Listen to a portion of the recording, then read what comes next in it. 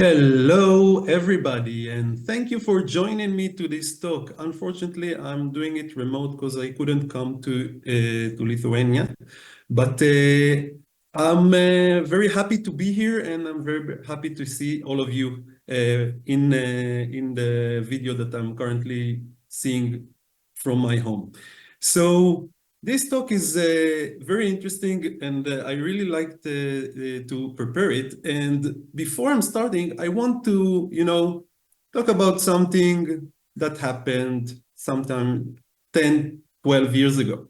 So if you're a web developer and you worked application back then, 10, 20, 15 years ago, and you wanted to share something to X, to Facebook, to YouTube, to whatever, what you had to do is to go to the website of I don't know, Facebook, and grab some script widget that they gave you and install or put it inside your web application, and then it enables everybody to share some stuff to those platforms. Unfortunately, we couldn't trust those widgets that we installed because, hey, I don't know what is the script that I'm currently putting, and maybe somebody is stealing my data, my users' data, or anything else. And there were a lot of companies that gave you share buttons that you can use. There are companies that do that even today. Now everybody knows that there is something that is called Web Share API. And in Web Share API, all I need to do is use the navigator.share in order to share something or share some content to some platform. Okay, so this is progress. We have this API in our browser, and all we need to do is just write the code. I don't need somebody else's widget or button or anything else. So this is the idea of this talk. In this talk, I'm going to cover things like APIs that you might not recognize or know, and we will see together these different APIs and how we can cooperate them into applications. Now, how we will do that? So this is what we're going to see later on. Before that, who I am, who is the person who is talking to you. So if you don't know me, I'm Gilf Fink. I'm the CEO of Sparksys. Sparksys is my own boutique consulting company. We have only one employee. I'm a freelancer. This is cool to say that I'm a CEO. I'm a Google developer expert in web technologies in the last 6 years. I was also a Microsoft MVP for 13 years. I'm in the IT industry in the last 22, 23 years, who is counting. And I even wrote a book that was published in 2014 called Pro Single Page Application Development. The concepts in the book are still valid today, but I wrote the book with a library called Backbone.js. And if I ask you to raise the hand if you ever used Backbone.js, the possibility is that maybe one hand or two hands in the crowd will raise their hand. So before we delve into the topic of today, which is exposing less familiar but helpful JavaScript APIs, I want you to meet somebody. I wanted to meet Noya. Noya is my 13-year-old girl, and Noya is very, very happy to bake cakes. And she's baking a lot of stuff, and it is very tasty. You can see these pictures in her Instagram. And what I'm going to do during the talk is we're going to help Noya. We're going to create a baking application for Noya using the different APIs that I'm going to show you. Okay, this is the idea behind what we are going to do in the next 40 minutes. So, application idea. We saw the share API, so we can share a recipe through the application. How you do that? Navigator.share and share the recipe to the entire world. Now let's deep dive into different APIs and show how we can add those into the applications, the baking application. So First API that I'm going to share with you is Notification API. You probably know this API, but it is something that exists in all of the evergreen browsers. You can use it even today, and some of us use some notification libraries or etc. instead of using a native API such as this. And how do you create a notification? It's just an object that you do, you instantiate using the new notation, new notification, give it some title, what is the notification, and you can add body and icons and everything else as part of the notification. And this is an illustration of how the notification would look like when you are doing the new notification, and that's it. Okay, so first demo of today, Notification API. I'm going to jump into my IDE, it's WebStorm, and inside this demo, what we're going to see is how I create a notification using a create notification function that I wrote. And this function is going to create a notification, simple as that. Okay, now before you use the Notification API, you have to have permissions from the user. Okay, so you will probably want to check whether you have permissions, and if the permission is denied, you will use the notification.request permission, and if the permission is granted, you can raise notification. And let's see a notification in action. I will run this application. I have a button here. I will press the button and nothing will show because I'm currently in presenter mode, and this is why you won't see a notification jumping in my environment. But if I will go here, you will see, sorry, here is the notification. Hi, IJS, notification demo, etc., etc., etc. So I got a notification here in the notification center. It didn't jump into our view because I'm in presenter mode, but it will jump to your users whenever you are creating a notification. So easy peasy. Let's move on and let's understand how we can use notification in Noya's application. So we can create a clock alert. Whenever you are baking, you put the cake in the oven for, I don't know, 20 minutes, and you want to get a notification, an alert that the cake is ready. So you can, of course, use the Notification API and alert Noya, or who is using Noya's application, that something is happening and the cake is going to burn if you are not going to put it out of the oven. So the next API that I'm going to share is the Dialog API. You probably know that there is a Dialog HTML element. It's not new, but people are still not using it widely. And as part of this Dialog element, you have its own API. So you can create modals, native modals using this API. Okay, so for example, if I will click on a button, I can show a modal using the dialog.showModal function, and I can, of course, close that modal. So let's see it in action in a demo, a short demo. Okay, so here we have this dialog element, okay, and it is called fav dialog. Inside of it, we have a form, and we will see the form when I will run the application. In the scripts here, what we are going to do is wire an event handler to listen to the show button. And whenever the show is clicked, I'm going to use the show modal function.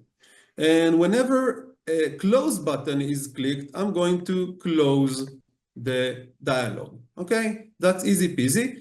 See that I'm using event.prevent default because this confirm button is confirm button, and it might, you know, post this to the server or something like that. So you don't want that to happen when you are using dialog. So prevent default. Let's see it in action. I'm going to run this web page and press the show dialog. Okay, we have overlay here. We have a dialog that is popping in a place that I set it to pop up in the middle. Let's choose Panda and let's confirm, and the value of the dialog is pressed here. So I don't need a component for dialogues because I have this inside my browser, and I don't need to think about portals if you are coming from React or Angular or anything else, because this is being done for me by my API. Okay, so this is cool. And let's move on and let's understand what we can do with the Dialog API. So we can add a cart to the Noya's application if she wants to sell some cakes. And you can pop up add a cake cart to the cart functionality using a model, which is great, which is cool. Let's move on and let's see another API, Media Metadata API. I don't know if you know that, but there are a lot of medias out there, and like videos and audios.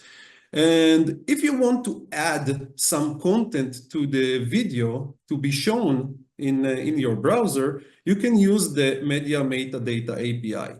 So how do you do that? You create a new media data object and you set all its properties, and that's it. Okay. And what is going to happen is you will see an icon in the browser, like this icon, popping whenever you are running the video, audio, or any media which has metadata that sets on. Okay. So let's see it in action.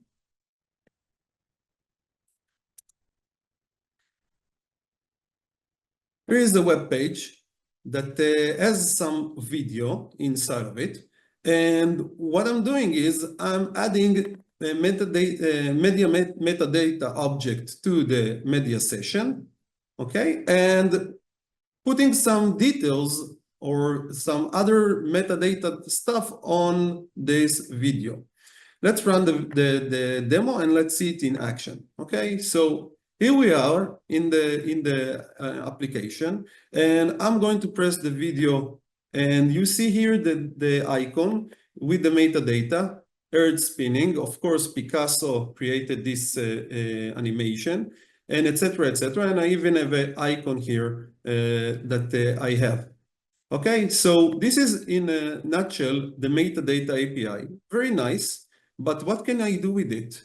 So if I needed some reason in the application, why not describe how to make a cake while the video is running? So I can put some description of a recipe or anything else inside the metadata and describe how Noya is making the cake in the video. Nice. Now let's talk about Web Speech API. Web Speech API enables you to do two different stuff. One of them is speech recognition by some grammars, and this is supported from the browser. It will run a speech recognition algorithm according to what is the browser engine is running, okay? And it will enable you to do very, very fancy stuff like, let's see, in action, okay? I'm going to go to this thing here, not this, here, okay. I'm going to run it first, and then we look at the code, okay. We have here an application. I'll press a button, and then I will say a color word, lime. Okay, fine, it worked. Let's see another thing, red. Yeah. Okay, what is going on here? So in the application here, the color changer, I'm using speech recognition, okay? I'm creating a new object called speech recognition. I'm giving it a grammar. The grammar is this array of all the colors that appear on the screen, okay? So I will create a grammar list from this array. I will add the grammar to the speech recognition object, and then I can run the speech recognition on button click. Once the the recognition finishes, you get the onResult callback, and inside the onResult, you can receive the color from the grammar, and you can set the background like I did, and that's cool. Okay, so I can change colors. And of course, you have to remember to stop the recognition on speech end. Otherwise, it will run in the background and everybody will be able to listen to what you are saying. And I don't know, you don't want anybody to hear what you're saying, like apps that will target some ads or anything else. So this is, in a nutshell, one part of speech API. Another part of speech API is speech synthesis, which is a different object that you can use in order to make your computer talk and give instructions or anything else. So this is the second demo that we are going to see, which is this demo. Okay, let's see it in action before everything is running. We have here a rate and a pitch, and let's put here build stuff. Oh, it said something. I hope that you heard that. Let's do it again. Yeah. Let's put here something else. Let's put I don't know, UK, English mail, whatever. We have a bug here. Or this is not working right now. Let's try it Dutch. No. Didn't work. Okay, so at least you heard me, and there are sometimes malfunctions in demos, of course. At least you heard that it said build stuff in a different tone or different language. And let's take a look at the code. Okay, so whenever I press enter, I'm taking the value from the text box and I put it inside the speech synthesis utterance object. And to that object, I can put the pitch and the rate in order to make it faster, slower, make the tone higher or lower. Okay, and then I will use the synth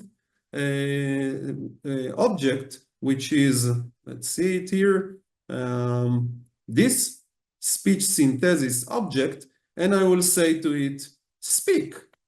With the word that was typed, and voila, it is giving me the tone and it's speaking to me. Okay, so what can we do with speech API? What about application voice navigation? Okay, currently you are doing the recipe, your hands are inside of the flour and they are dirty and you don't want to touch the screen or the keyboard or anything else. Why not give the opportunity to navigate to the second page of the recipe using voice recognition? Move forward, move backward, or anything else. That's a nice feature. Let's talk about document picture-in-picture API. What is this API? If you ever used YouTube on the web, whenever you are moving from one page that you see a video to another page, the video is still working and you see it in a small box. So if you wondered how they are doing that, this is the picture-in-picture API. Okay, in picture-in-picture API, you are going to request a window and you can move videos from your tab into a different window that stays on whenever you are doing some stuff. Okay, so let's see it in action. So here is this is the page, and we have here a video player and a script that uses a document picture-in-picture, and let's see it in action. Okay, so here is the page, and I can toggle picture-in-picture, and you can see that I have a new floating window right now with the video, which isn't appearing in my page. And I can run the video here, and I can, of course, close it, and it will go or jump back to its previous place. Now, let's see the code here. Here's the code. Whenever I press the toggle picture-in-picture button, what is going to happen is I'm going to create a new picture-in-picture using the request window function. I'll give it the width and height, which is going to be the video player client width and height. And then I'm going to append the video to the new window. And that's it. And whenever I'm closing the new window, it will automatically pop or jump into the previous page it was existing site. That's cool. So what can we do with this in Noya's application? What about a timer window that never closes and stay on over and over? And you can understand or know what is the current time for, I don't know, baking the cake in the oven. Nice. Let's go to a different API, which is the detection API, which is very cool, in my opinion, because it has a lot of things that can be done later on with ideas of how I can implement some stuff with detections. So before you jump into detection API, if you want to use it, it's currently experimental on Chrome. So you will have to go to Chrome flags page and enable experimental JavaScript. Once you do that, you will be able to run the demos that I'm going to show you in a second. So you did that. And let's talk about face detection API. We have under the window a face detector object that uses face detection algorithms and gives you the bounded box for each and every face in the image that you are going to put inside the face detector. So the idea is just run the detect function on some image and you will get the results. Let's see it in action. Okay, so let's run the demo first and then we'll look at the code. Okay, we have here a picture and I'm using face detection to get all the bounding rectangles of all the faces that appear in this picture. And if I'll scroll down, you will see that this face was marked with a green square and this face was marked and this face was marked, which is cool. Now, one thing that I want to emphasize is don't use face detection algorithms in the main thread of your application, because this can be a very heavy algorithm. And this is why it is suggested to do it inside Web Worker. So the demo here that I will put online after the talk, of course, is showing you exactly that. We have the face detector object, and we use the detect function on some image to detect the stuff here, and we put all the results inside this you saw that here, this cube here. Okay, now there is another example here that I'm using with Web Worker. Okay, well, and you will be able to look at it after the talk. Okay, so this is easy as to just run the detect function and then use the results and draw here. Here is the drawing of the boxes on the image that you saw. I'm just using Canvas API in order to do it. Okay, on the worker.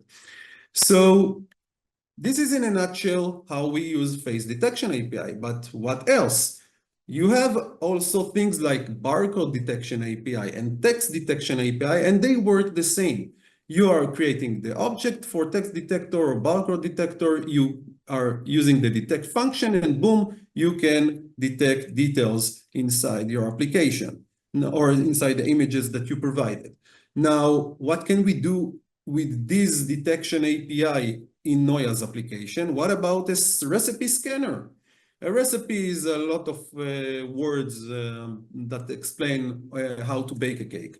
Why not to enable scanning of a recipe and using text detection in order to grab those recipes from an image and put them inside your application? Nice.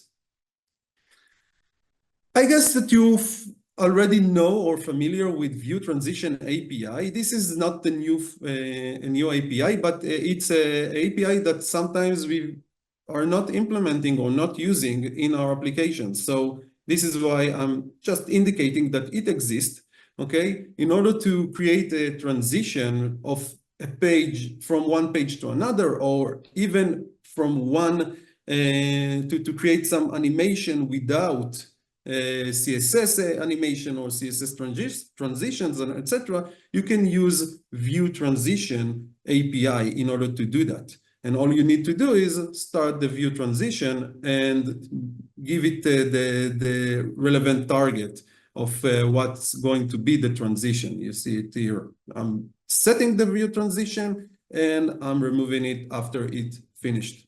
So I want to show you a short demo here of View Transition. We won't see any code.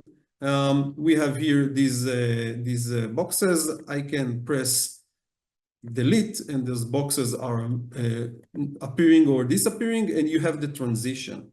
And this transition is created using the View Transition API. It's not animation transition in CSS or anything else.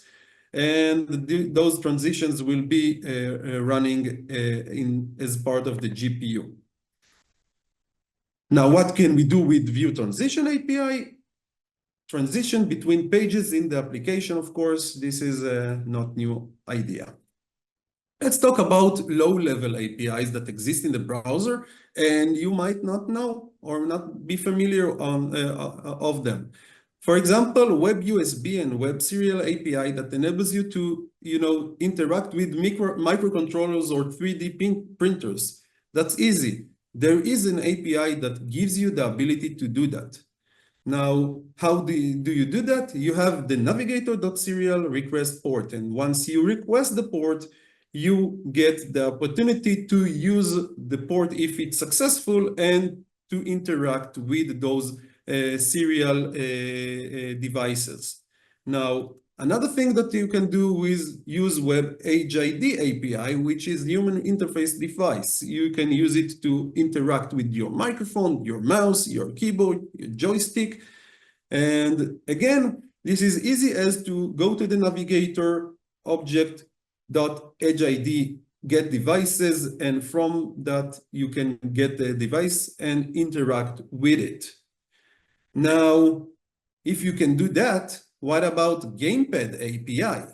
Okay, can I log into my Xbox controller and use it in my application? So if I'm asking, the answer is, of course, yes. And I'm going to show you a nice demo of me using Gamepad API. So let's open the demo. And what I'm currently doing here is I'm taking my Xbox controller. Okay, here it is. And let's see if it works. Okay, something didn't work well. Let's try it again. Okay, yeah. I'm using my Xbox controller and I'm controlling this red dot. Now you can understand what are the implications for that. I can, of course, start to create games that uses Gamepad on the web. Now, let's see the code here. This is how you use it. WebKit get Gamepad. I'm getting the Gamepad and I'm controlling what is shown on the screen using some code, okay? Changing the position of the ball according to the button that was clicked on the Gamepad. Of course, I can also use all the other stuff in the Gamepad, which is very nice, very cool. So let's move on. And you probably are familiar with Web Bluetooth API. Just want to mention that you can communicate with Bluetooth devices using web standard, which exists, I think, 6 or 7 years already. And the idea is you are going to use Navigator Bluetooth request device. And once you get the device, you can connect to it and do some fancy stuff with it. For example, if I'll go to, sorry, this page, not this page, this page, you have here many samples that you can use in order to register to devices and do some stuff like, for example, check the battery level according to for a Bluetooth device, or like what I'm going to do, request device info. For example, I'm going to scan all the devices right now, and there are Bluetooth devices in my house that I can pair to them. I don't want to pair to them right now because I don't know if this will work, but I can pair to them and do some fancy stuff on them. Okay, cool. Let's move on and talk about Wake Lock API. Whenever you are in a hybrid application or you run on mobile and the application is a web application, you will probably want that after, I don't know, 1 minute or 2 minutes, the application won't close because you are not looking at it or doing anything with your keyboard or mouse. This is where Wake Lock API can be very helpful. And what they are going to do is you are going to use the Navigator Wake Lock, and you will request the current tab, and you will lock it. And by doing that, you want whenever the time for your device to snooze, it won't snooze or it won't close the application that is currently in focus. So here's an example of that. Okay, turn Wake Lock on. I'm just running it, and now it's active.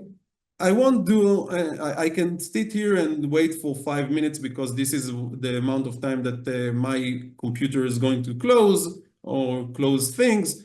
Just believe me that it works, and it is going to lock the tab here. And if I'm not doing anything, after 5 minutes, the screen won't lock for me. Okay, so this is this opportunity. And what can you do with the Wake Lock API? You can, of course, lock the screen when the application is running in Noya's baking application. Okay, now let's see another cool API, Web GPU API, which enables you to communicate with the GPU that you have on your web page, or on your device, on your computer. Web GPU API uses the system GPU, and if you need to do some very high performance computation, this is where you are going to use it. Now, it's a successor for WebGL. WebGL is not deprecated, but WebGL gives you less options to work on the GPU. And Web GPU just communicate with it and gives you more options to use and draw 2 and 3D graphics. So let's take a look at what we can do with the Web GPU. So there is a web page here, Web GPU samples, that you can go and look at a lot of very cool and fancy demos. For example, Compute Voids that runs all those voids on the screen, and you can see how many voids are currently moving all around. So you get all the GPU's calculations and everything else, and it's very smooth and very performant. And you can, of course, go on and scroll and look at other very interesting implication of using Web GPU. in your time. Okay, so here is the link for that. And again, like the demos, I'm going to put the slide deck online after this talk, so you will be able to go to this link and look at the demos that are shown there. And what can you do with Web GPU in Noya's application is, what about creating a 3D model for the cake that you are currently not building, but baking? That sounds very interesting. Cool. More APIs that we can use in order to, make our applications better. Things like WebXR that enables you to put VR goggles and perform with the applications that you're currently creating. Battery status or vibration, which aren't new, but they're always nice to mention that you can use this API in order to do some stuff. What about eyedropper API? There is a nice demo for eyedropper API. I like to play games. This is the eyedropper game. Again, the link for it is in the slide. Let's play a game. Let's try to figure out. Yeah, I lost. This is not the relevant. I don't know. Maybe it's this. No, you lost. It's an addictive game. You're mostly going to lose because those colors are very, very similar. But I don't know. You can play with it. This is the eyedropper API. Whenever I click, it gives the color, and you can do with the color whatever you want after that. Okay, so we have the eyedropper API. And there are other very nice APIs like WebOTP, WebNFC, if you want to communicate with NFC protocol, media stream recording, and etc., etc. So you get the point. There are many, many APIs out there. The sky is the limit. And it's your responsibility as a web developer to use the platform of the web and create very, very nice and sophisticated applications, and not depending on your, component frameworks like React, Angular, Vue, but rather use some arbitrary vanilla JavaScript API or create your own component framework wrappers on top of this API and enable you to use them in your applications out there. So with that, I'm going to wrap up this talk. Thank you very much for having me. Use the platform. You have great APIs, and I hope that you enjoyed this talk. Thank you.